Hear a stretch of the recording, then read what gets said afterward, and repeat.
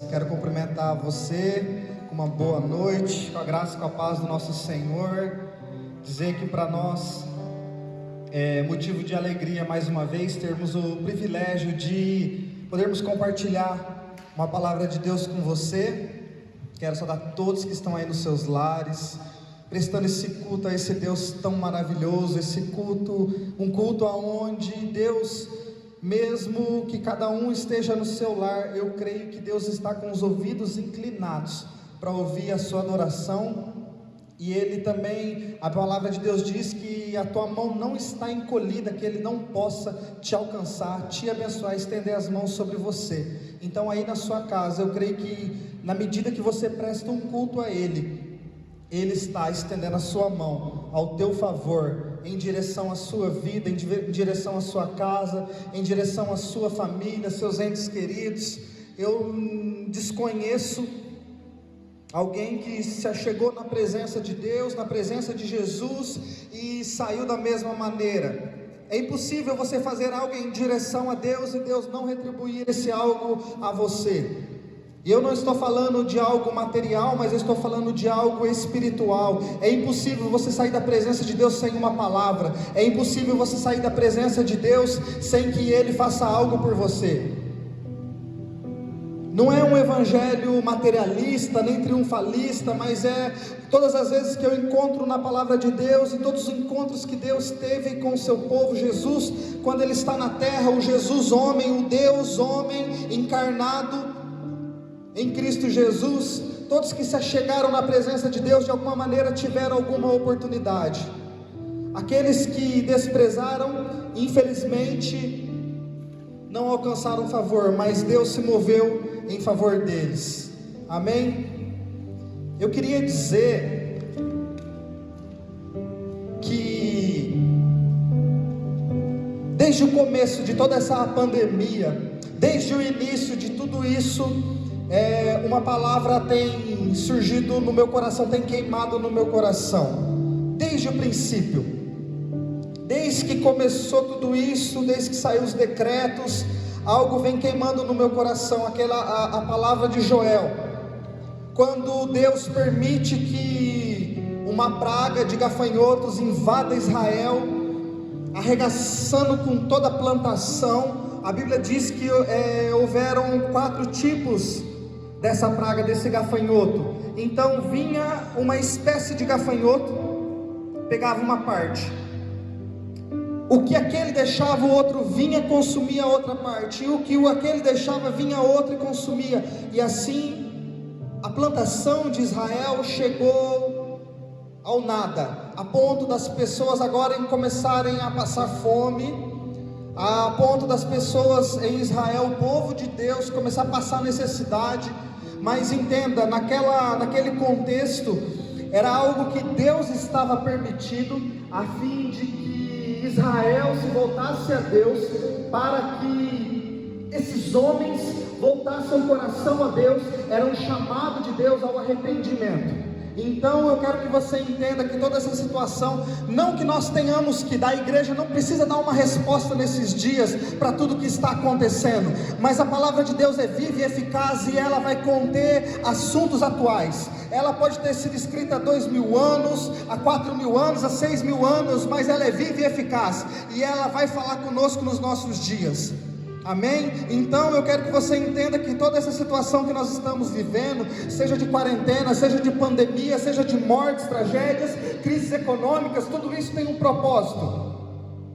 E eu queria que você aproveitasse esse tempo. Esse tempo é um tempo excepcional para a igreja, é um tempo excepcional para você, para mim, para você, para nós refletirmos quem nós somos, quem é Deus, qual é o nosso propósito de vida, qual é o propósito da igreja nesse tempo.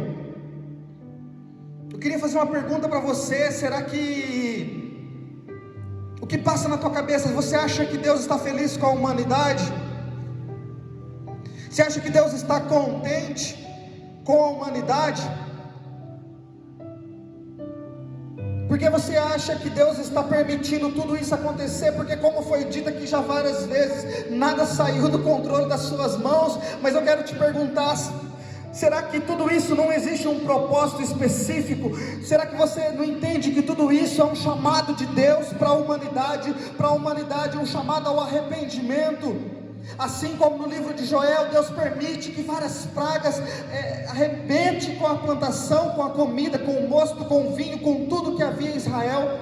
E aquilo fala também de uma crise que Israel passa, não somente do alimento, porque a do alimento é a primeira, mas quando se fala do vinho, é como se a alegria de Israel estivesse sendo arrancada. O povo agora sem o sustento, sem o vinho na Bíblia vai representar essa questão da alegria.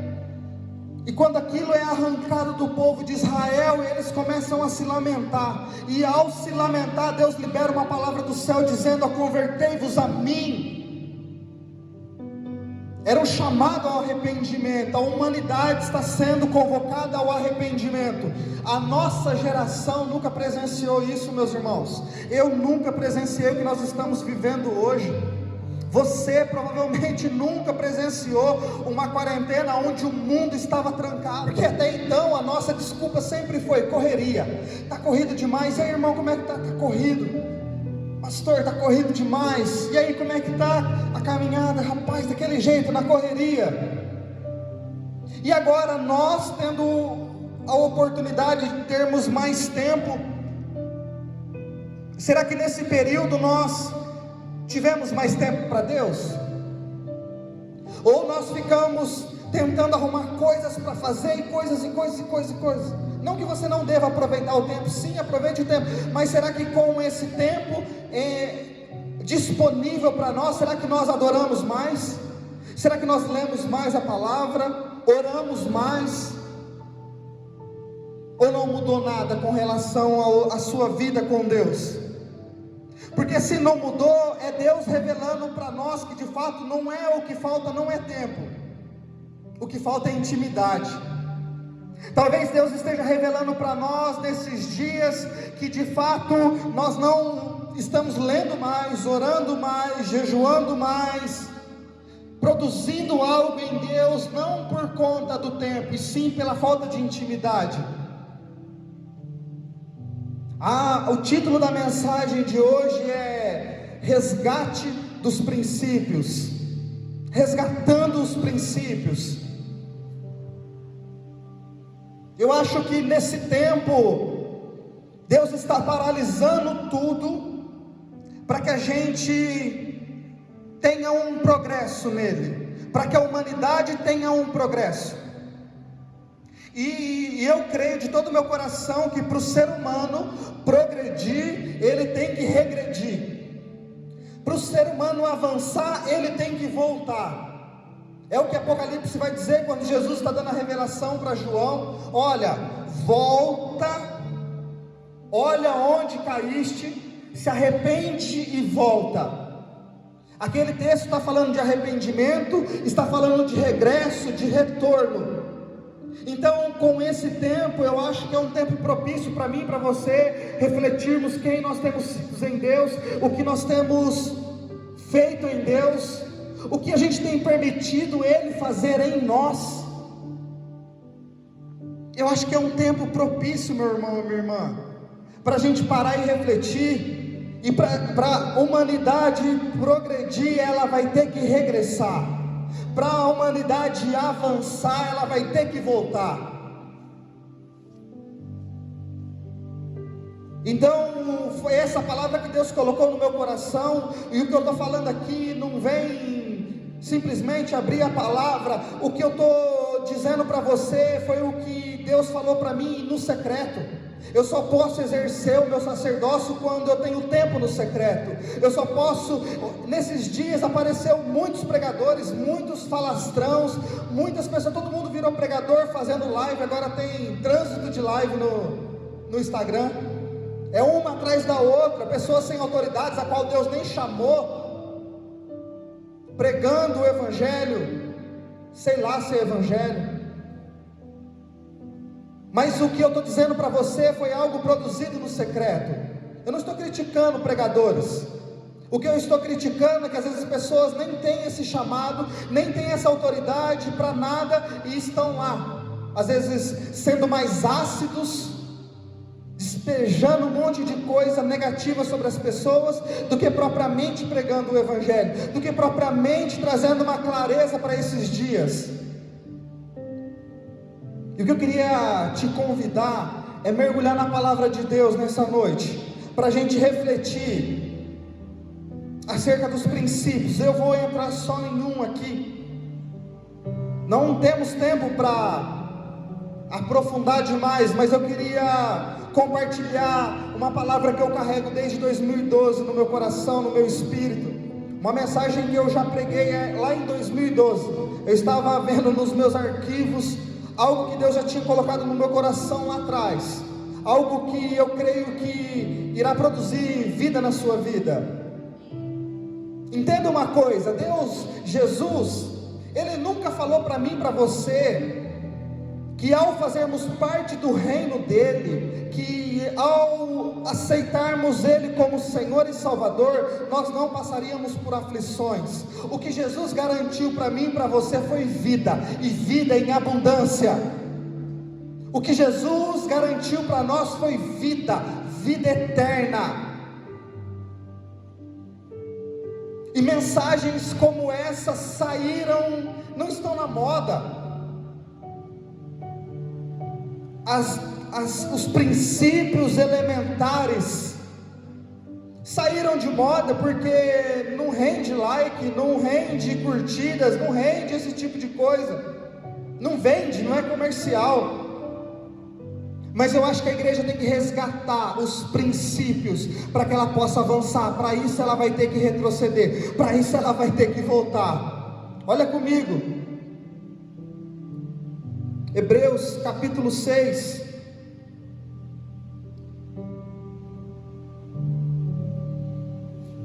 Hebreus 6, o escritor da carta aos Hebreus, ele vai mencionar, e olha que interessante, ele vai mencionar como se aquele povo já tivesse um entendimento muito claro dos princípios, e ele apenas dá uma pincelada nesses princípios, e aí ele diz o seguinte: olha, a gente não vai voltar nisso, se Deus permitir.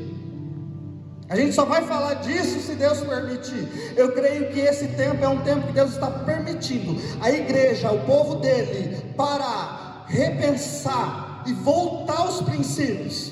É um tempo propício para esse tipo de reflexão. Olha lá, Hebreus 6:1. Por isso, pondo de parte os princípios elementares da doutrina de Cristo, deixemo-nos levar para o que é perfeito, não lançando de novo a base do arrependimento de obras mortas e da fé em Deus, o ensino de batismo e da imposição de mãos, da ressurreição dos mortos e do juízo eterno. Isto faremos se Deus permitir.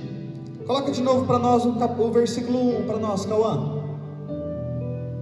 Por isso, deixando os princípios elementares da doutrina de Cristo, avancemos para o que é perfeito, não lançando de novo a base do arrependimento de obras mortas e da fé em Deus. Só esse versículo.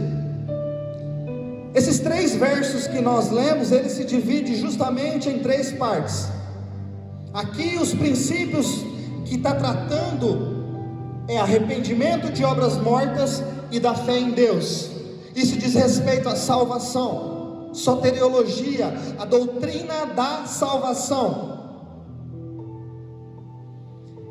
E é só nisso que a gente vai parar. A gente vai refletir um pouco acerca disso, e eu queria que você viesse junto comigo para essa profunda reflexão, porque depois o apóstolo Paulo vai falar de eclesiologia, quando é ensino de batismo, imposição de mãos, e ele termina falando de escatologia, que é o juízo eterno.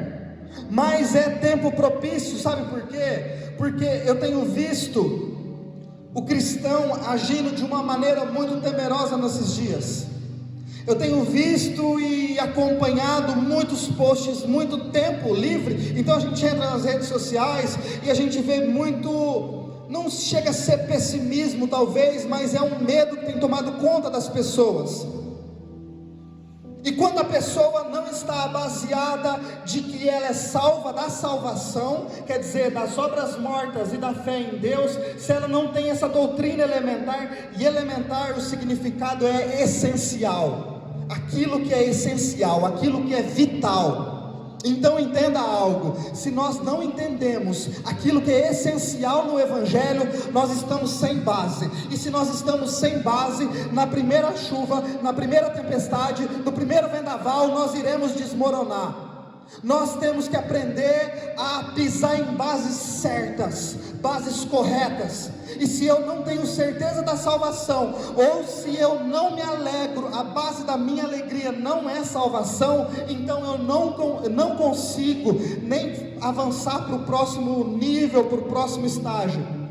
E nós estamos querendo, a igreja está querendo se mover na eclesiologia, na imposição de mãos, no fazer, nas atuações, nas performances eclesiológicas que diz respeito à igreja, à pregação e a tudo, sem ter a base da salvação. Não tem como. Aqui está na ordem certa: primeiro, soteriologia, quer dizer salvação; segundo, eclesiologia, é aquilo que a gente faz como igreja; e por último, escatologia. Eu vejo muitas pessoas que gostam de escatologia, que gostam do estudo do fim. Eu vi uma frase muito interessante do Russell Shedd, ele dizendo o seguinte: que a escatologia, ela não é apenas para tirar e esclarecer as minhas dúvidas a respeito do fim, é para trazer responsabilidade como filho de Deus para o fim. Então entenda uma coisa: escatologia não é especulação. Escatologia é para mim ser responsável e descansar naquilo que vai acontecer. O estudo da escatologia se tornou especulação nos nossos dias. Quando será o fim? Quando vai acontecer? E vai vir isso, e vai vir aquilo, e aquilo outro. E isso não pode ser tratado como especulação, e sim como responsabilidade de descansar. Quer eu passe ou não pela grande tribulação, quer eu veja os 7 anos do anticristo ou não, eu sei em quem eu tenho crido, e que por fim o meu Redentor me livrará de todas essas coisas. Essa é a fala de um cristão que entende escatologia segundo o estudo bíblico, segundo a convicção da sua salvação. Deixa eu te falar algo a respeito de salvação, e eu vou entrar só em um detalhe, que é a alegria da salvação. Talvez, se nós não tivermos a nossa alegria baseado na salvação em Cristo Jesus, nesses dias seremos pessoas frustradas. Se a nossa alegria não ter como base a salvação, no meio do coronavírus a gente vai ficar atribulado, triste. Na primeira crise econômica pós-pandemia, nós seremos os mais tristes. Mediante a morte de alguém, de um ente querido, seremos as pessoas mais depressivas da terra. Deixa eu te ensinar algo: se a sua alegria não estiver baseado na salvação em Cristo Jesus, tudo pode deixar você infeliz. Tudo isso pode fazer de você uma pessoa infeliz, que apenas espera nesta terra. Nós não somos chamados a esperançar apenas nessa terra. Se a minha alegria, por isso que quando Davi, o rei Davi, já governando Israel, já unificando as tribos, já com um poderoso exército, já vencedor de várias guerras, ele fica no palácio. A Bíblia diz que quando era para ele ter saído pelejar, Davi fica no palácio. E isso quer dizer a respeito de propósito. Quando nós temos um propósito e um chamado a cumprir, se eu me recuso a cumprir e a viver esse propósito, e aí então eu começo a deixar as coisas de Deus de lado, e aí eu passo a basear a minha alegria em outras coisas e não em Deus. Sabe por que Davi cai em adultério e logo em seguida ele comete um homicídio? Porque ter a alegria da sua salvação a sua alegria baseada em outras coisas e não na salvação. Quando Davi perdeu a alegria da salvação e baseou a sua alegria na sua satisfação própria, ele se torna agora um homem vivendo as coisas do passado, da antiga criatura. Ali Davi está regredindo, mas é um regresso negativo, porque ele deixa a alegria da salvação de lado e ele passa agora a ter alegria em sua autossatisfação. Nós temos a igreja hoje cheia no Brasil, as igrejas emergentes estão pipocando de gente, mas a minha pergunta é: elas estão baseadas nos princípios corretos? Será que a igreja de Cristo Jesus está com as suas bases corretas? Será que a alegria da igreja está baseada, constituída, firmada na salvação em Cristo Jesus? Ou está em autossatisfação? Porque o que nós vemos no materialismo, no triunfalismo, em qualquer outra coisa, é uma alegria que não está baseada na salvação em Cristo Jesus. E quando Davi perde, quando ele deixa de basear a sua alegria na salvação, ele cai em adultério e logo em seguida ele comete um pecado, um homicídio. E ali nesse momento é onde ele escreve o Salmo 51. Coloca para nós, Cauã. Salmo 51.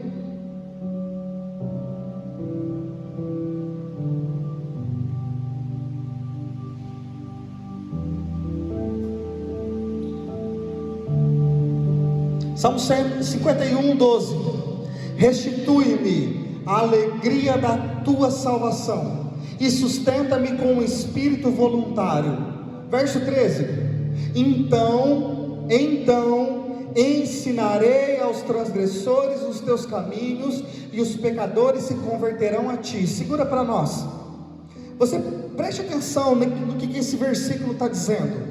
Quando eu tenho a minha alegria baseada na salvação, então, a partir dessa primícia, desse princípio vivido, então eu posso agora ensinar. O que nós vemos nos nossos dias são pessoas que não têm na base da sua alegria a salvação, e estão querendo ensinar outras pessoas.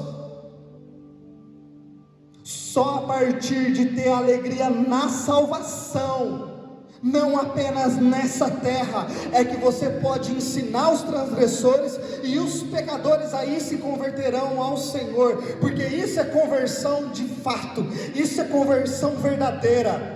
Conversão verdadeira não são várias pessoas batizando, não é uma igreja cheia. Conversão é verdadeira é quando a pessoa entende o que é a salvação e agora ela tem a sua vida redimida em Cristo Jesus. A graça de Jesus a alcançou, justificou, perdoou, redimiu, e agora ele caminha em cima de uma primícia de que nada nessa terra pode arrancar a sua salvação. Então esse ser é feliz. Nenhuma pandemia, nenhum coronavírus, nem a morte, nem nada, nenhuma crise econômica, nenhuma falência, nada arranca a alegria desse ser humano, porque ele tem em si a alegria que estava em Jesus Cristo, a alegria de ser salvo em Cristo Jesus. Nada disso pode te abalar a partir disso. E esse é um dos princípios elementares, básicos. É o que o escritor de Hebreus vai dizer. Ele fala o seguinte: essas coisas são básicas, mas o básico vem de base. Então, se nesse tempo eu me abalar e eu ficar atribulado com tudo que nós estamos vivendo, talvez seja porque nós não estejamos baseando a nossa alegria na salvação em Cristo Jesus. Deixa eu te dizer uma coisa: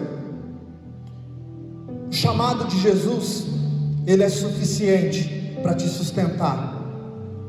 Eu estou lendo um livro e eu quero recomendar para você. É uma leitura não tão fácil. Chama O Discipulado, Dietrich Bonhoeffer. É um cristão, um pastor, que escreve esse livro aos 21 anos de idade, na Alemanha, na Segunda Guerra Mundial. Ele é alemão, e ele faz parte da igreja confessante dentro da Alemanha. E agora Hitler quer se infiltrar na igreja confessante, e ele quer impor algumas regras. E esse grande escritor, esse grande homem de Deus, ele se opõe a Hitler. Ele escreve esse livro em meio a tudo aquilo que ele estava vivendo, e ele fala da suficiência do chamado. É precioso você fazer a leitura quando alguns encontros que Jesus tem com alguns homens, quando ele passa por Pedro e ele chama Pedro, quando Pedro, um empresário da área da pesca, que tinha barcos, que tinha funcionários ao seu serviço, ele entende a suficiência do chamado, porque o largar das redes de Pedro estava dizendo que: olha, Jesus, você é suficiente para me sustentar em todas as áreas que eu tanto necessito, porque a necessidade de Pedro era tão grande, espiritual, emocional, que ultrapassava a necessidade física, financeira, material. Então ali o escritor vai dizer que não tinha como Pedro negar. Alguns negaram esse chamado, mas ele vai explicar o que é a suficiência do chamado. Não é que ele vai te respaldar por esse tempo, durante o coronavírus.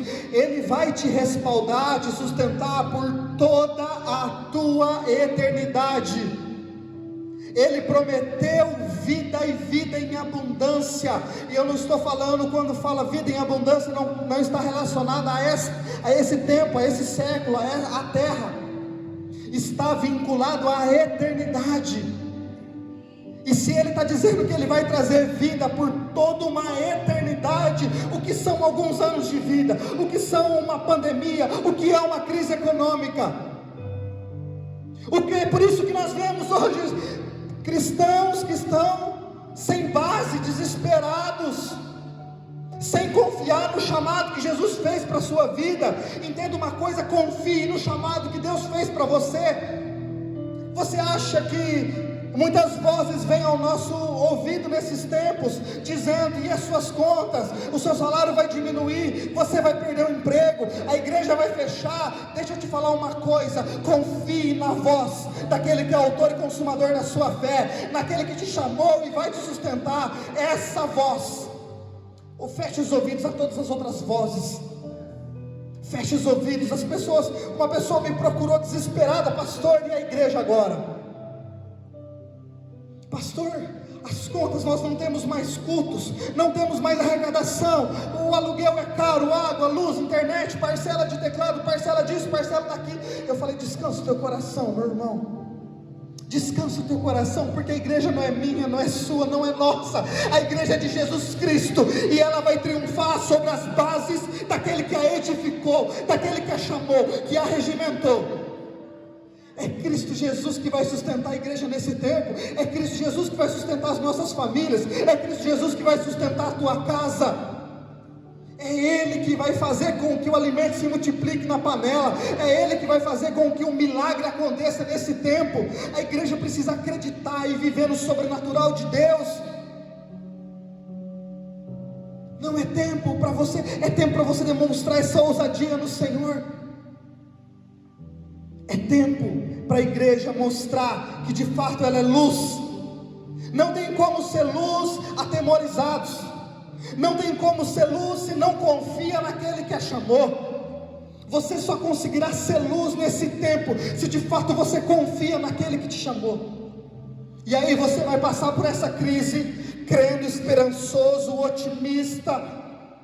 Um homem de fé, uma mulher de fé que diz: olha, eu não estou, as minhas bases, a minha alegria não é arrancada por uma pandemia. Ainda que nós ficamos tristes por tantas vidas se perderem, ainda que a gente fique triste por crises econômicas, etc, etc, a base da minha alegria não está pautada na vida nessa terra, não está pautada em economia, não está pautada em nada disso. A minha alegria está pautada na salvação que eu encontrei em Cristo Jesus.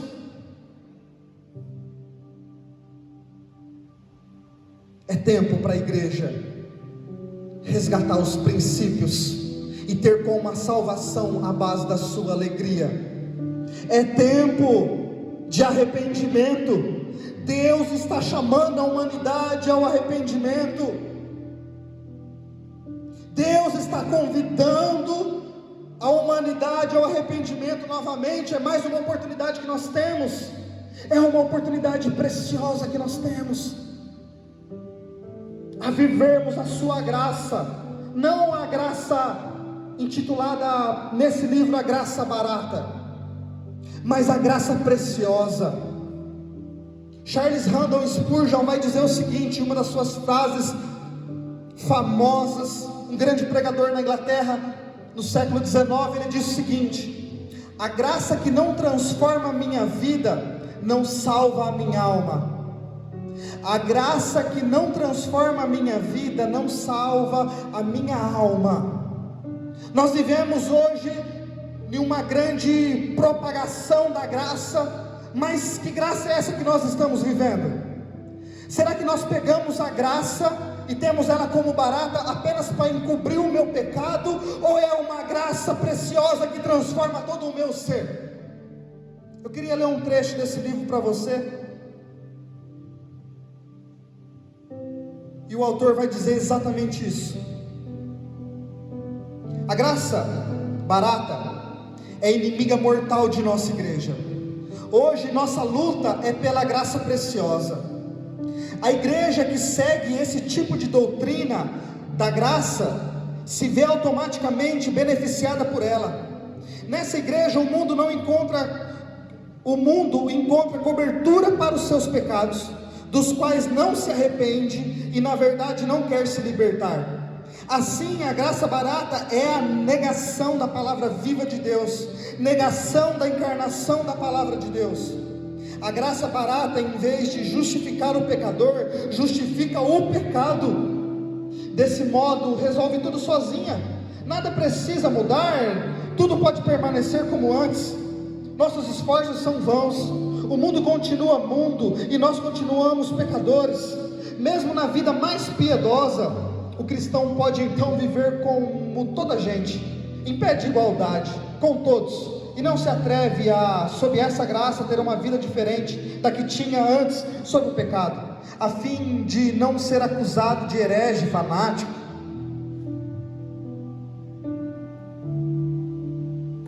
E nos nossos dias hoje, principalmente na nossa nação, nós vemos, eu não estou falando só a respeito da pregação, talvez nós pregadores estamos falhando também, mas eu digo de como nós recebemos a palavra da graça. Como é que eu absorvo a palavra? Se ela é preciosa, ela tem que gerar uma transformação genuína na minha vida. Se eu a tenho como uma graça preciosa que custou a vida do Filho, e agora eu no Filho sou eleito, no Filho sou transformado, no Filho eu tenho a minha vida transformada, redimida, então ela se torna graça preciosa. Agora, se essa graça não transforma a minha vida, se essa graça não muda o meu ser, não gera arrependimento, e ela justifica só o meu pecado e não o pecador, então é uma graça barata, e essa não pode salvar a nossa alma. Qual graça a igreja no Brasil tem vivido? Qual graça você tem vivido?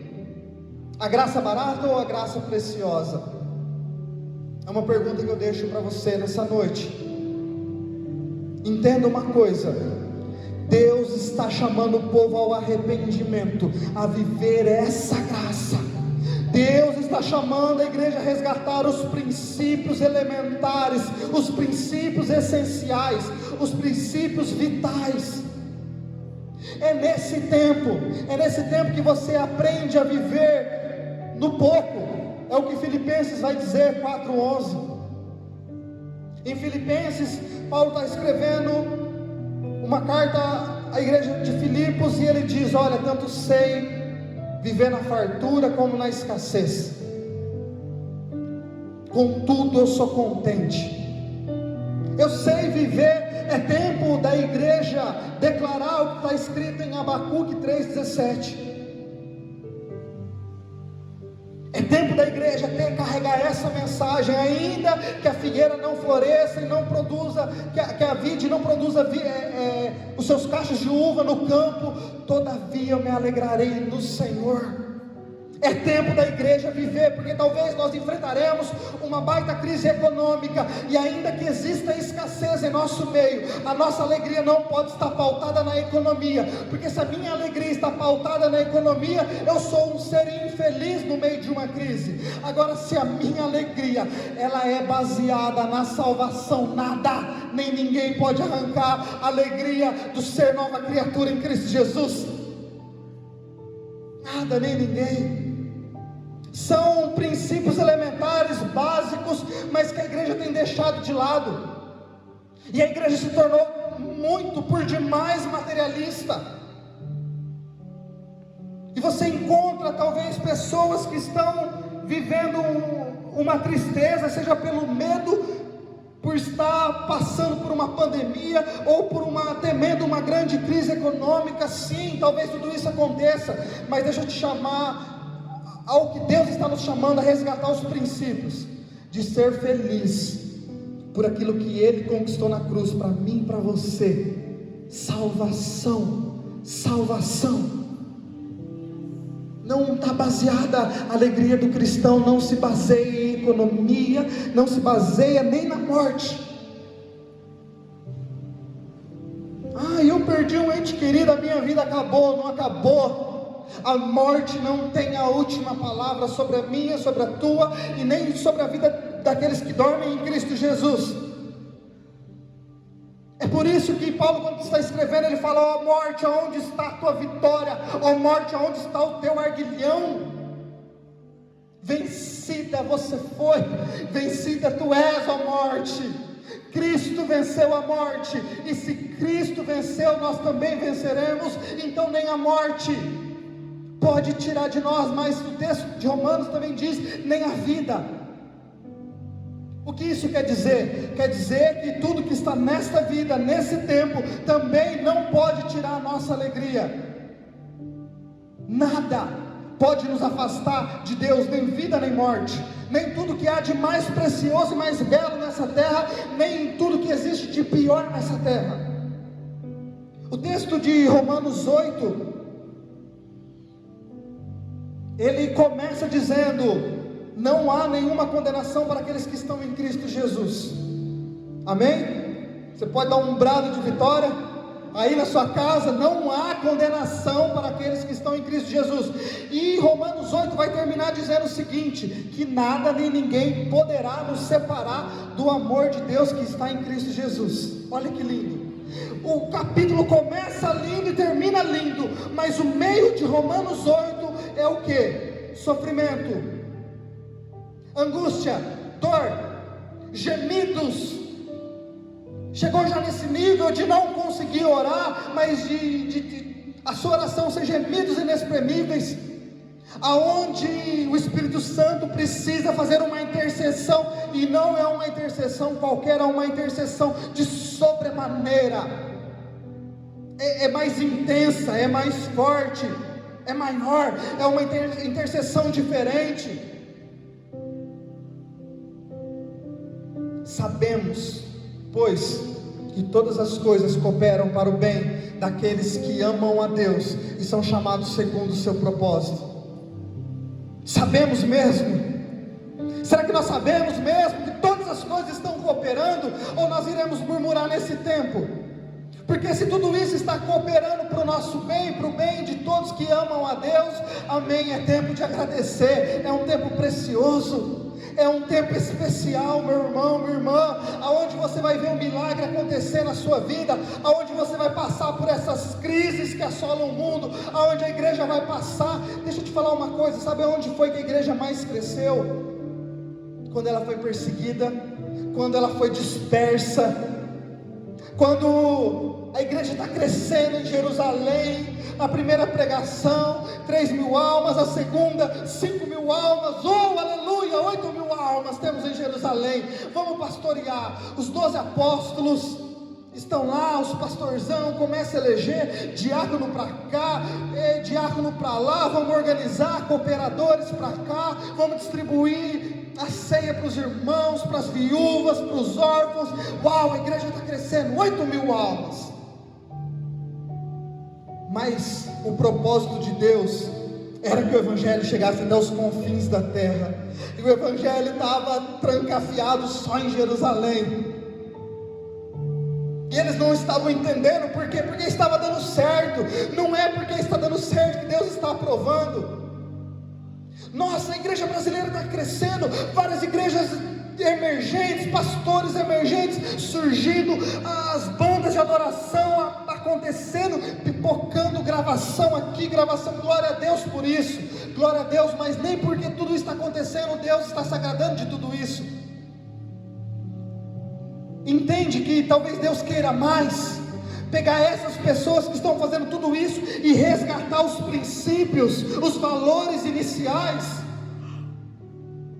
É nesse momento que a igreja lá em Jerusalém está com 8.000 pessoas, 8.000 membros, isso falando só em homens talvez, e de repente Estevão, cheio de poder e graça, começa a pregar, e ele começa com tanta sabedoria, a ponto que os sacerdotes começam a olhar para Estevão, e a Bíblia diz que eles não podiam resistir a Estevão, tamanho é a sabedoria.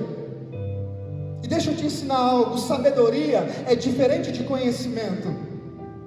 Nesse tempo nós precisamos de sabedoria. Sabedoria não provém do homem, sabedoria só provém de Deus.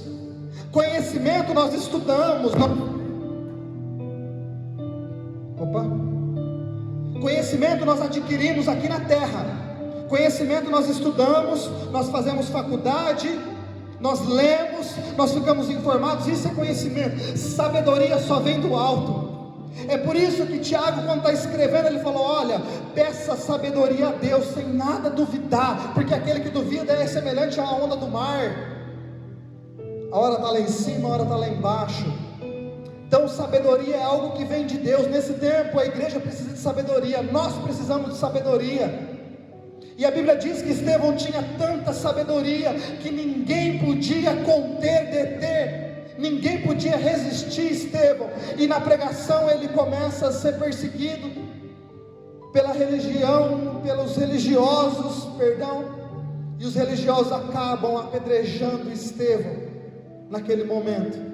E talvez no ápice da sua sabedoria, ele exclama sua última frase dizendo: Pai, perdoa eles não sabem o que fazem. Aí você pode dizer: nossa, mas a igreja estava bombando, a igreja estava indo bem, e de repente aquela morte faz com que essa igreja de 8.000 membros é dispersa, assim cumprindo um propósito de que o evangelho chegasse até os confins da terra.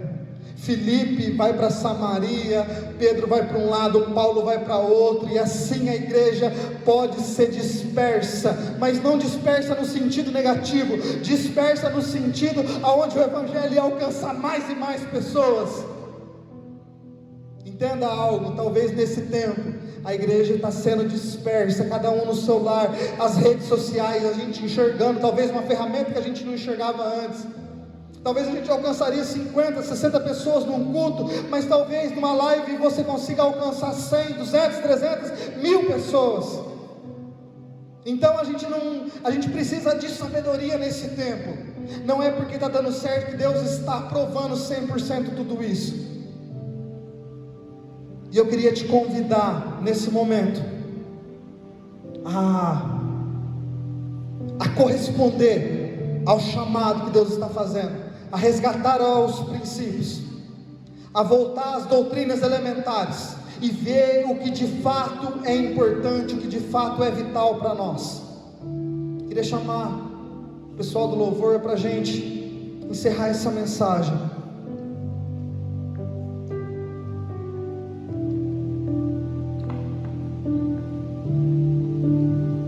Entenda algo: Deus está arando a terra nesse tempo. Deus está passando o arado. O arado é uma ferramenta muito pesada, ela pesa talvez toneladas. E esse arado, ele tem, o arado de hoje, por exemplo, ele tem algumas rodas assim de ferro. É como se fosse uma rosca bem grande assim. E os tratores vão puxando esse arado para que a terra seja revirada. A terra que estava seca, dura, ela passa a ficar uma terra fofa, para que possa receber a semente. Eu orava no meu quarto hoje, tendo um tempo a sós com Deus, e foi algo que Deus colocou no meu coração. Eu estou passando arado sobre a terra, eu estou arando a terra. Nós estamos chegando em um tempo tão precioso para a igreja. Se você acha que a igreja estava crescendo até então, até tudo isso acontecer, se prepara para aquilo que Deus vai fazer nesse tempo. Escuta o que eu estou te falando.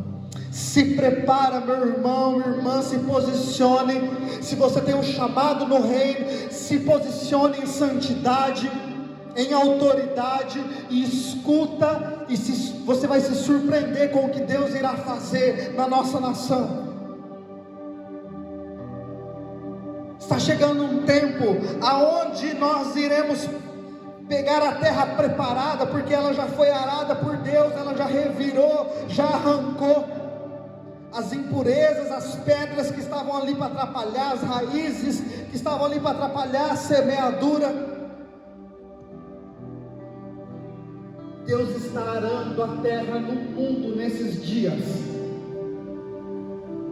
Em Mateus 13, do verso 18 em diante, Jesus vai explicar um pouquinho o que seria lançar a semente sobre a terra, e é o que nós iremos viver como igreja nesse tempo. Ouça, portanto, o que significa a parábola do semeador. A todos os que ouvem a palavra do reino e a não compreendem, vem o maligno e arrebata tudo que foi semeado no teu coração. Este é o que foi semeado à beira do caminho. 20. O que foi semeado em solo rochoso, esse é o que ouve a palavra e logo a recebe com alegria. Deixa para nós. Olha que legal. Você está lendo Mateus 13 e você fala: nossa, o que foi semeado em solo rochoso, esse é o que ouve a palavra e logo a recebe com alegria.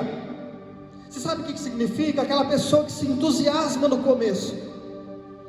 É aquela pessoa que ouviu o evangelho, gostou, se agradou e recebeu com alegria. Fala: nossa, mas não é a alegria da salvação. Olha o que o verso seguinte vai dizer: mas ele não tem raiz em si, mesmo sendo de pouca duração. Quando chega a angústia ou a perseguição por causa da palavra, logo se escandaliza, logo foge. Por quê? Porque foi semeado em solo rochoso. Eu não sei como é que chegou a palavra no teu coração. Talvez você apenas se entusiasmou no seu ingresso no evangelho, no seu início no evangelho. Tem pessoas que recebem a palavra de Deus com maior alegria, mas ela não cria raiz. A igreja precisa fundar suas raízes nesses tempos, para que quando vier a perseguição, para quando vier as aflições, a angústia, ela continue, ela persevere. Verso 22. O que foi semeado entre os espinhos é o que ouve a palavra, porém as preocupações desse mundo, as preocupações das crises econômicas, da área financeira deste mundo e a fascinação das riquezas sufocam a palavra e ela fica infrutífera. É por isso que o que Deus colocou no meu coração é tão importante, é tão sério para os nossos dias. Basear a alegria na salvação. Porque se a tua alegria está baseada em coisas terrenas, em situações terrenas e financeiras, a Bíblia vai dizer que é como a semente que cai entre espinhos. Porém as preocupações deste mundo, a fascinação das riquezas sufocam a palavra. Não permita que as preocupações desse mundo sufoquem a palavra que foi semeada no teu coração. Próximo verso. Mas o que foi semeado em boa terra Amém? Em boa terra é o que ouve a palavra e a compreende. Este frutifica e produz a 100, 60, a 30 por um. É dessa terra que eu estou falando, que a igreja precisa ser nesse tempo. É dessa terra que eu estou falando, a terra boa, aonde tem raiz, aonde a raiz pode captar os nutrientes da terra, da chuva que cai sobre ela. É dessa terra que eu estou falando que a igreja precisa ser uma terra aonde produz uma árvore frutífera, que dá fruto ao seu tempo. O mundo precisa ver em mim, em você nesse tempo, que nós somos essa terra boa, não a terra que tem espinhos, aonde está mais preocupado com as coisas econômicas, não na terra rochosa, onde não cria raiz, aonde as angústias, as perseguições tiram o foco, escandalizam as pessoas. Eu vejo talvez hoje muitas pessoas escandalizadas com tudo que está acontecendo. Ai meu Deus, que será agora disso, daquilo outro? Será o que Deus quiser que seja, e amém por isso. O sim e o amém. Ele tem o sim e o amém. Ele é o princípio e o fim. Ele é o alfa e o ômega. Ele é do começo ao fim. Tudo está em suas mãos, tudo Ele sustenta por meio das suas mãos, por meio da sua voz. Tudo foi criado e sobre Ele está todas as coisas. O povo, quando estava no Egito e vieram as 10 pragas sobre o Egito para que o povo fosse liberto, as 10 pragas não veio do diabo, não veio de Satanás, foi tudo permissão de Deus. O diabo não tem o poder para criar coisas, ele não é criador de nada, de nada. Tudo que nós estamos vivendo é permissão de Deus. Tudo, entenda isso nesse tempo. Esse é o tempo de nós mostrarmos aonde a nossa casa foi edificada. É tempo da igreja mostrar aonde que está a base dessa edificação, aonde eu e você edificamos a casa. A nossa casa foi edificada sobre a rocha ou sobre a areia? É tempo da igreja demonstrar isso. É o tempo propício para eu e você mostrarmos aonde a nossa edificação foi construída.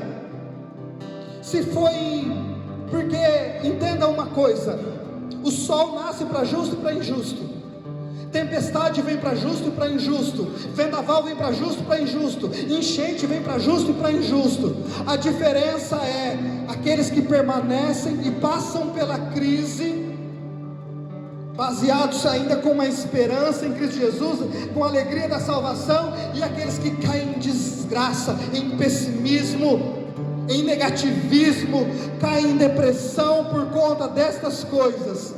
É tempo de viver Abacuque 3,17, é tempo de viver Mateus 7, aonde os nossos lares foram edificados sobre uma rocha, e sobre esta rocha nada o abala, nada nem ninguém pode nos abalar. Queria te convidar nesse momento, cantar essa canção e orar, terminar esse culto orando, a de fato voltar aos princípios, resgatar os princípios, o que é vital, o que é essencial na minha vida. Eu começo dizendo que é a salvação e ter alegria baseada na salvação em Cristo Jesus. Infinito, ousado amor de Deus, o que deixas 99 só pra me encontrar. Não posso comprá-lo, nem merecê-lo, mesmo assim se entregou.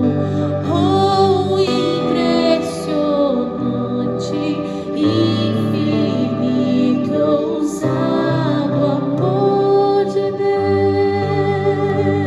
Talvez esse seja o tempo mais propício de nossas vidas a confiarmos nesse amor, nesse ousado amor, que deixou a sua glória e não teve como usurpação ser igual a Deus, mas veio como homem e morreu naquele madeiro, se entregou a fim de que tivéssemos vida e vida em abundância. Talvez seja o momento chamado a nós vivermos debaixo desse amor precioso, dessa graça preciosa. É o tempo propício para você voltar à essência da adoração. É o tempo propício para a igreja resgatar os princípios e viver baseado nesses princípios. Não com a mensagem de autoajuda, mas com a sabedoria que vem do alto. Viver baseado nesse amor, viver feliz, não por aquilo que tem, mas por aquilo que Cristo conquistou na cruz do Calvário, a minha e a sua salvação. É tempo de a gente resgatar alguns princípios, é tempo da igreja voltar a chorar e se arrepender, é um chamado ao arrependimento.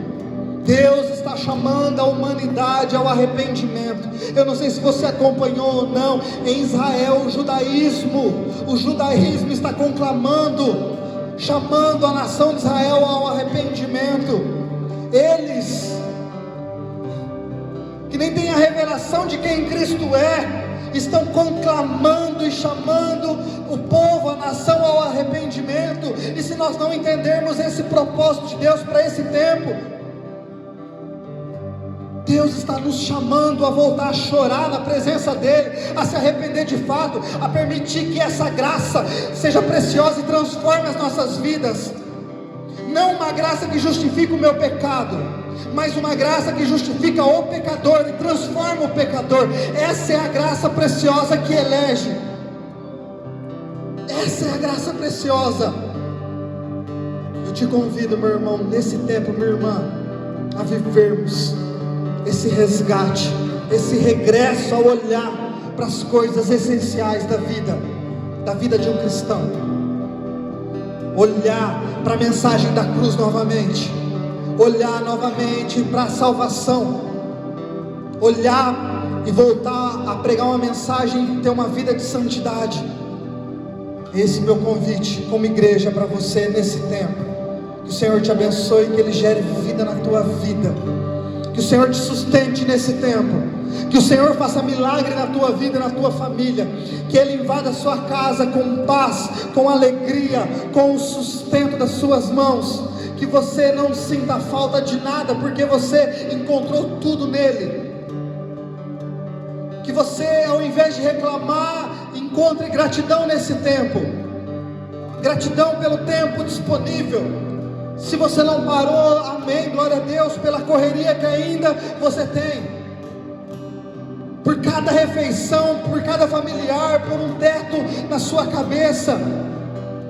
É tempo da gente começar a ter saudade das coisas simples, de um culto, de estar congregado numa quinta-feira num lugar como esse, de sair para comer um cachorro quente, de sair para bater papo na casa de um irmão, de um vizinho, de jantar, de almoçar na casa dos seus familiares, aquele almoço de domingo.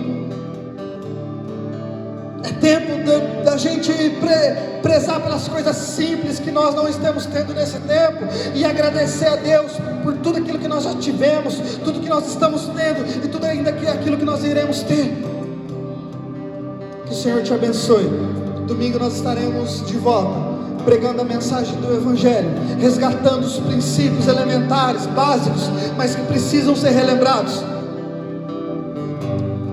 Talvez o nosso tempo, a nossa geração precise voltar para todos os princípios básicos, porque princípio não se negocia, princípio se vive. Se não está vivendo os princípios, tem algo de errado. A gente vai ter que voltar a ensinar os princípios elementares, para que a gente avance, em nome de Jesus. Que o Senhor te abençoe, que o Senhor te guarde, que Ele faça resplandecer o rosto sobre ti, e que sobre ti Ele te dê a paz, em nome de Jesus. Que Deus te abençoe, em nome de Jesus, amém.